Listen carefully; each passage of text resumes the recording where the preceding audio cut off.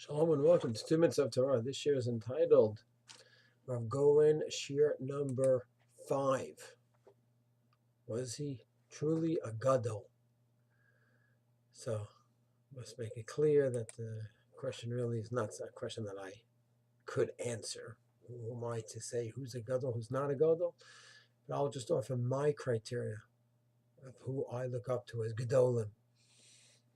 We've had many giants over the centuries, and let's look back just over the last century.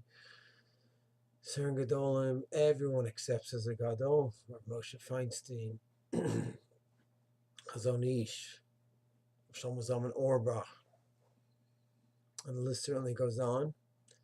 And then we have certain people who are great, who are giants, know so much Torah, and yet certain people accept them as Gadolim and others not. Either just look at them in a more powerful way or even a more negative way.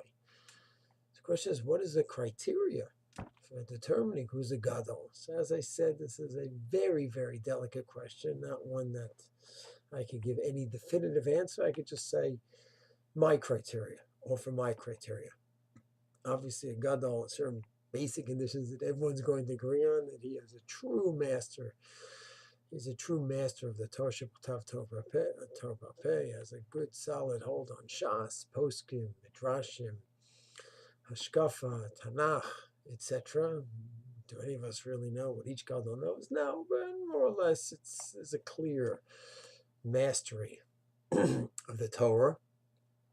A person's a big tzaddik, impeccable midos, and obviously is shomer Torah mitzvot,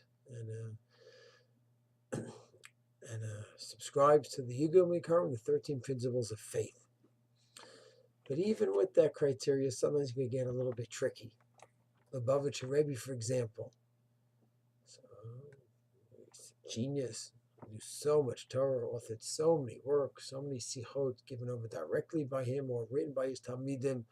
The man was a genius and certainly was a master of the Torah. And yet not everyone accepted him as a Gadol. So too with Rav Goren, so too with Rav Soloveitchik, and so too even with Rav Avadia Yosef, although that's much less. Many have accepted and embraced Rav Avadia, but there were those who didn't. So it's important to have some understanding. So as we've mentioned, there's some basics that obviously are needed, the Torah knowledge and the Midot, and this one who subscribes to the Ikarim and Halacha, but yet there can be certain things that bring up controversy. So we'll look into Rav Goren a little bit, and then Yetz Hashem will continue the next year. So Rav Goren was an unbelievable genius. No one would argue for that. Mastered the Torah already by 12 years in the Hebron Yeshiva. I guess repeating Yevamos by heart, Gemara, Rashi, Tosfos, word for word. The tzaddik risked his life many times for the to identify chayalim, so that he could go ahead and let their wives know, or the almanot know, that they're no longer agunot and they could remarry. He went to Egyptian territory, Jordanian territory. During the war, he was Moser Nefesh to fight the wars and be there on the front lines, both as a fighter, as a Rav Tzva'i. And his life's goal was to go ahead and bring Torah and mitzvahs to the country, to the army. Definitely a tzaddik. He has some very controversial piskei halachot, which some people embraced and some people very seriously, adamantly rejected. So at what point do you say, well, this psak was just so controversial, that psak or this specific position was just too much, and pushes him out of the Gadol box, so to speak? So I personally have a very broad